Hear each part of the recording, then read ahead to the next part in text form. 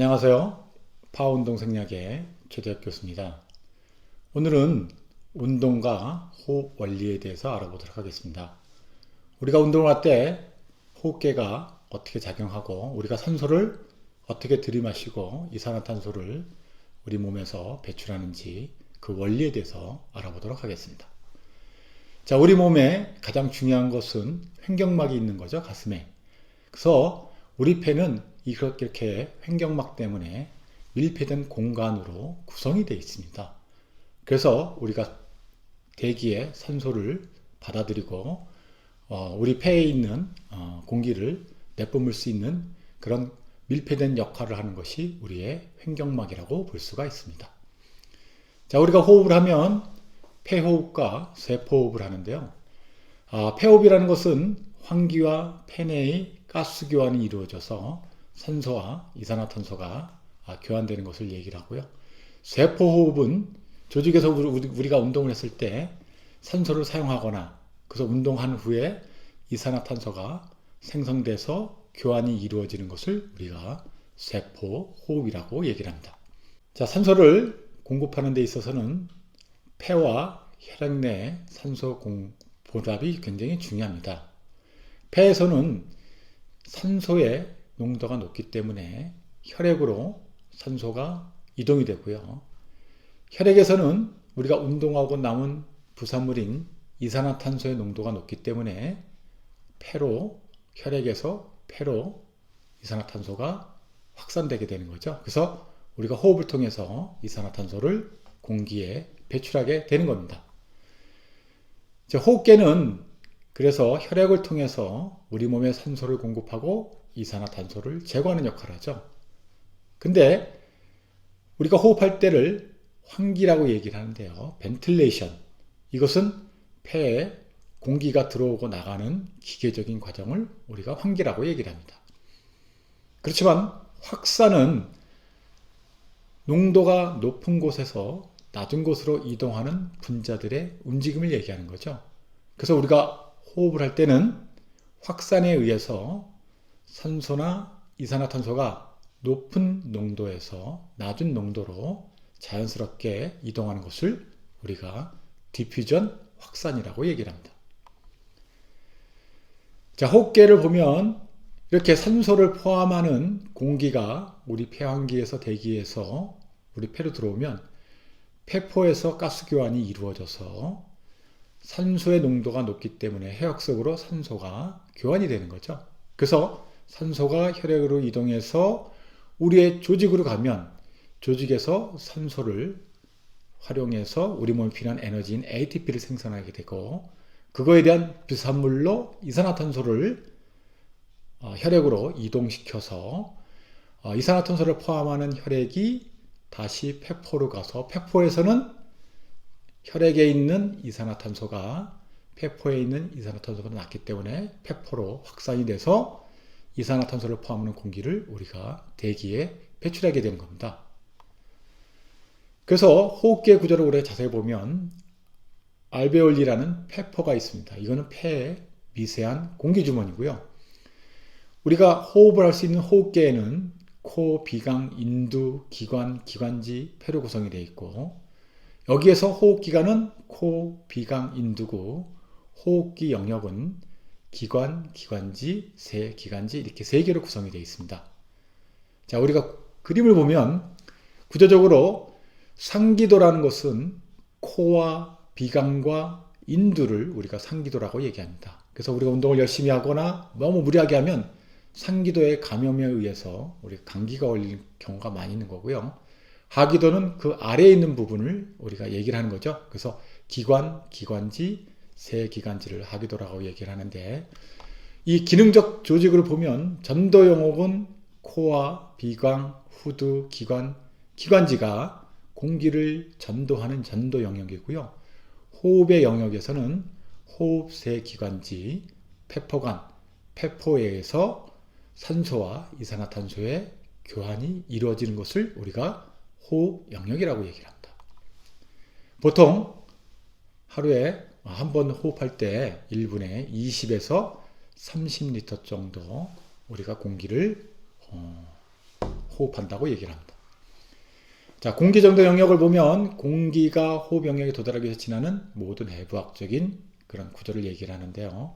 기관, 기관지, 세기관지가 여기에 속하고 호흡 교환 영역에서는 가스 교환이 발생하는 폐 영역으로서 호흡 세 기관지와 폐포낭을 얘기를 합니다.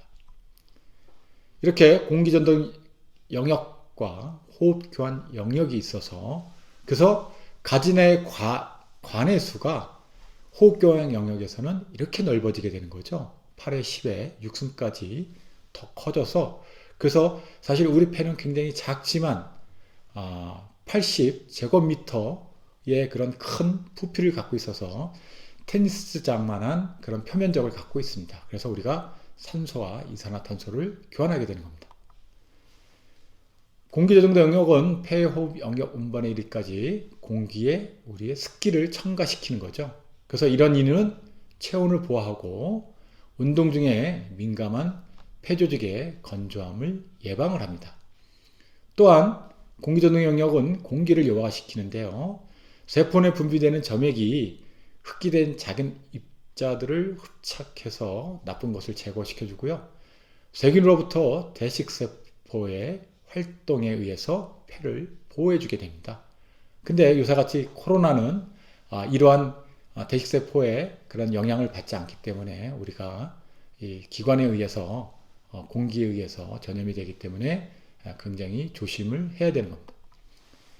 자, 공기정도 영역은 기관과 그 다음에 기관지, 종말 세기관지가 있고요. 호흡교환 영역에는 이렇게 호흡 세기관지와 폐포낭이 있어서 폐포낭이 우리 몸에는 800만 개 정도가 있다고 보시면 됩니다. 자, 호흡 교환 영역을 보면 폐의 가스 교환이 3억 개의 폐포에 의해서 이루어지게 됩니다. 그래서 확산 속도는 폐포나 모세혈관 세포의 두 개의 세포층을 두 개의 세포층을 건너가게 되고요. 작은 폐포들은 액체 표면 장력으로 쪼그라드는 현상이 있습니다. 그래서 우리 폐에는 E형 폐세포가 있는데요. 이렇게 E형 폐세포와 표면 활성자가 우리 폐가 쪼그라드는 그런 경향을 막아주는 역할을 하고 있습니다. 또한 우리 폐에는 이렇게 대식세포가 있어서 외부에서 들어오는 나쁜 바이러스를 잡아 없애주는 역할을 하고 있는 거죠. 자, 그럼 우리 호흡을 어떻게 하게 될까요? 호흡은 흡기와 호기로 나눠져 있습니다. 자, 흡기는 인스피레이션에서 우리가 흡기를 하기 위해서는 횡격막이 폐 내의 압력을 낮추기 위해서 수축을 하면 복부의 내장들을 아래로 밀어내게 되는 거죠. 그래서 우리 폐에 있는 압력이 낮아지게 되는데 횡격막은 흡기 시 가장 중요한 근육이 되겠습니다. 호기는 횡격막이 다시 원위치로 돼서 폐 내 압력을 증가시킬 때 평형 상태로 전환하는데요. 이때 호흡일 때는 이때 정상적인 평온한 상태의 호흡일 때는 근육의 수축 없이 수동적으로 일어나게 됩니다. 근데 운동 시에는 수의적인 과항기 시에는 능동적으로 호기를 해야 되는 거죠. 근데 호기 때는 복직근과 내복사근이 사용이 되어집니다. 자, 우리가 안정 시에는 대기압이 760mm Hg라고 얘기했습니다. 우리 폐내 압력도 똑같이 대기압과 같이 760mm Hg죠. 근데 우리가 호흡을 할 때는 횡격막이 수축함으로써 내장을 아래로 밑으로 내려가게 해서 폐의 면적을 넓게 하는 거죠. 그래서 폐의 면적이 넓어짐으로 해서 폐의 압력이 754mm Hg로 낮아지게 됨으로써 밖에 있는 공기가 우리 폐 안으로 들어오게 됩니다. 근데 호기 시에는 횡격막이 원래의 안정시 위치로 올려는 복원성 때문에, 탄력성 때문에, 그렇기 때문에 실질적으로 압력이 763mm 정도로 좀 높아지게 돼서 대기압보다 높은 상태를 이룸으로써 확산에 의해서 우리가 공기를 밖으로 내뿜게 되는 겁니다. 그래서 이것을 우리가 호기라고 얘기를 하는 거죠. 자, 흡기 시에는 가장 중요한 게 횡격막이라고 그랬습니다. 횡격막의 수칙에 의해서 우리 폐에 있는 면적을 넓혀서 압력을 낮춰주게 되고요. 그리고 호기 때는 이렇게 횡격막 플러스 복직근과 외복사근이 수축함으로써 그럼으로써 우리 가슴에 폐의 압력을 높여주게 돼서 그래서 공기가 밖으로 나가게 되는 겁니다. 근데 이렇게 공기를 들이마시고 내뿜을 때 기도 저항이 있습니다. 왜냐하면 공기의 흐름을 방해하는 요소들이 있는 거죠. 그래서 기도 저항에 비례하는 것은 양쪽 기도 끝에 압력 차이가 높으면 높을수록 공기의 흐름이 빨라지게 되는 거죠. 근데 기도에 부과되는 공기의 흐름에 대한 저항이 높아지면 공기의 흐름이 느리게 돼서 그래서 우리 기도 저항이 굉장히 적게 하는 것이 굉장히 중요한 거죠. 그래서 공기의 흐름을 증가하는 것은 폐기능의 압력차가 증가하거나 아니면 기도 저항의 저항이 감소하거나 아니면 기도 저항에 기여하는 요인은 기도의 지름이 넓어지면 그러면 우리가 호흡을 더 편안하게 할 수 있는 겁니다. 우리가 호흡을 측정하는 것을 우리가 폐활량계라고 얘기를 하는데요. 이것은 흡기와 호기의 가스 부피를 측정할 수 있는 장치를 얘기를 합니다.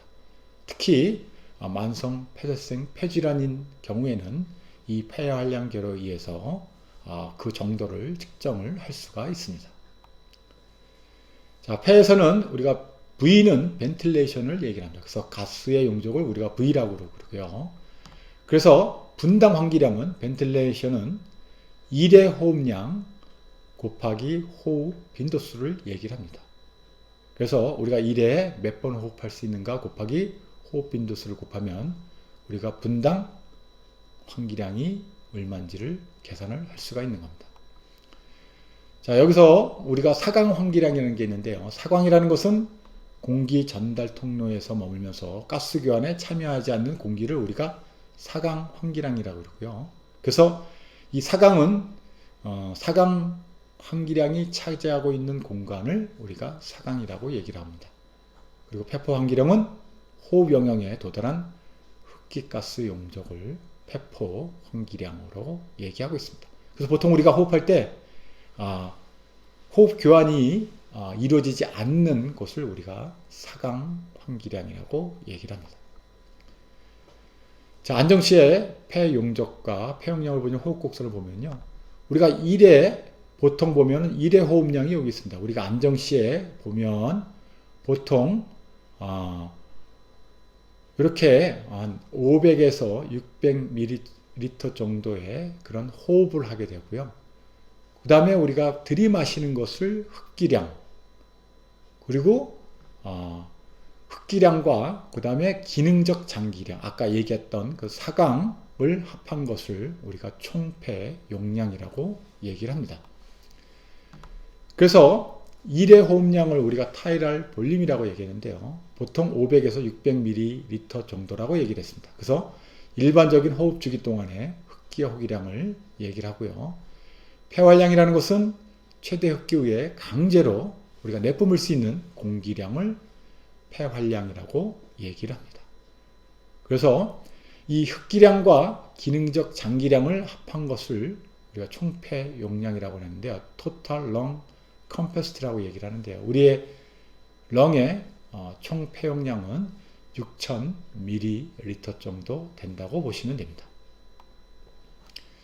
자, 폐활량은 바이럴 커패시티로서 공기를 최대로 흡입한 후에 최대로 내뿜을 수 있는 가스량을 우리가 폐활량이라고 얘기를 합니다. 근데 거기에 나가지 않는 그런 레지디얼 볼륨, 이것을 우리가 장기량이라는데요. 이것은 이제 우리가 사강이라고 얘기를 하는데 최대 호기 후에 폐에 남아있는 가스량을 우리가 레지디얼 볼륨이라고 얘기하는데요. 그래서 우리가 총폐용량은 최대 흡기 후에 폐 내에 존재하는 가스의 양을 우리가 총폐 용량이라고 얘기하는데요. 이것이 바이럴 커패시티, 폐활량과 레지듀얼 볼륨, 장기량을 합한 것을 총폐 용량이라고 얘기를 합니다. 근데 만성 폐쇄성 폐질환 자는 폐활량을 감소시키고 최대 호기 시 폐로부터 나오는 공기의 비율이 낮기 때문에 호흡하는 데 굉장히 어려움을 겪고 있는 거죠. 자, 만성 폐쇄성 폐질환에 왜 어떻게 일어나는지를 보면요. 실적으로 우리가 보통 7.5ml, 7,500ml, 근데 7.5L의 공기를 흡입한다고 그러면 정상인은 1초 때 내뿜을 수 있는 호흡의 양이 4리터 정도 됩니다. 근데 만성 폐쇄성 폐질환자는 1초 때 내뿜을 수 있는 공기의 양이 1리터밖에 되지 않는 거죠. 그래서 보통 만성 폐쇄성 폐질환자는 폐활량이 3리터밖에 안 되는데 1초율이 1리터밖에 안 되기 때문에 1초율의 효율이 33%고요. 정상인은 폐활량이 5리터 정도 되고 1초에 내뿜을 수 있는 공기의 양이 4리터 정도 되기 때문에 1초율이 80%의 그런 효율을 갖고 있는 거죠. 그래서 우리가 공기를 마시고 이것을 내뿜을 때 30%만 나가느냐 아니면 100%만 우리가 호기를 하느냐에 따라서 들이마시는 공기의 양이 다르기 때문에 그래서 만성 폐쇄성 폐질환자가 산소와 이산화탄소의 교환이 굉장히 어렵기 때문에 운동하는데도 쉽게 빨리 숨이 차는 이유가 바로 이런 원인 때문에 그렇습니다. 자, 그럼 가스는 어떻게 확산이 될까요? 보통 기체의 확산은 델톤의 법칙에 의한다고 합니다. 그래서 혼합기체의 총 압력은 각 기체가 독립적으로 가는 압력의 힘과 같은데요. 공기의 우리가 압력을 분압이라고 얘기합니다. 그래서 프레셔 O2에서 우리가 PO2라고 얘기하는데요. 공기 중 산소는 20.93%로서 그래서 우리가 산소의 분압 PO2는 0.2093 곱하기 760mmHg 이것은 해수면의 표준압이죠. 그래서 산소의 분압은 159mmHg가 되는 겁니다. 근데 기체 확산은 픽의 확산 법칙에 의해서 그래서 기체의 운반율은 실적으로 조직의 면적이 넓으면 넓을수록 빨리 이동이 되고요. 그 다음에 기체 확산 개수가 높으면 높을수록 이동률이 편하고 분압의 차이가 높을수록 빨리 이동을 합니다. 다만 조직의 두께와는 반비례해서 조직이 두꺼우면 두꺼울수록 기체의 운반율이 낮아지게 되는 거죠. 자, 우리가 분압을 알아야 되는 이유 중에 하나는 우리 공기 중에는 산소가 20.93%, 질소가 79.04%, 이산화탄소가 0.03%로 구성이 되어 있습니다. 그래서 이런 공기 비율에 대한 백분율을 갖고 대기의 압력이 760mmHg이기 때문에 산소 같은 경우는 백분율로 해서 760 곱하기 0.2를 하면 아까 말씀드렸듯이 159mmHg의 산소의 분압이 있고요. 나머지 대부분은 우리가 질소가 600.7mmHg의 그런 압력을 갖고 있다고 보시면 됩니다. 자, 그럼 이것이 왜 중요하냐면 우리가 공기를 들이마실 때 기본적으로 흡기되는 산소가 159mmHg입니다. 근데 우리가 산소를 들이마실 때는 수증기와 같이 폐포에 들어가기 때문에 그럴 때 폐포에서의 산소의 압력은 104mmHg로 낮아지게 되는 거죠. 그래서 보통 우리 혈액 속에 들어갈 때는 거의 95에서 100mmHg 정도의 산소 포화가 이루어지게 되는 겁니다. 그래서 이것이 조직으로 갔을 때는 조직에서 산소가 사용이 되어져서 그래서 조직에서 산소는 40mmHg로 낮아지게 되고 대신 ATP를 생산하는 데 나오는 부산물인 이산화탄소의 압력이 46mmHg로 높아지게 됩니다. 그래서 이것이 우리의 정맥을 통해서 폐로 가서 호기로 해서 바깥으로 대기 밖으로 나가게 되는 겁니다. 그래서 우리가 대기의 압력, 산소의 분압과 이산화탄소의 분압이 중요한 이유가 확산에 의해서 자동적으로 산소와 이산화탄소의 교환이 이루어지기 때문입니다. 자, 오늘은 운동과 호흡 원리에 대해서 알아봤습니다. 우리가 운동할 때 필요한 산소를 대기 중에 어떻게 우리 몸에 공급하고 우리 몸에 불필요한 이산화탄소가 어떻게 대기 밖으로 이동이 되는지 이 호흡의 원리를 아시면 여러분들이 운동하시는데 아주 편안하게 즐거운 마음으로 운동하실 수 있으실 겁니다. 감사합니다.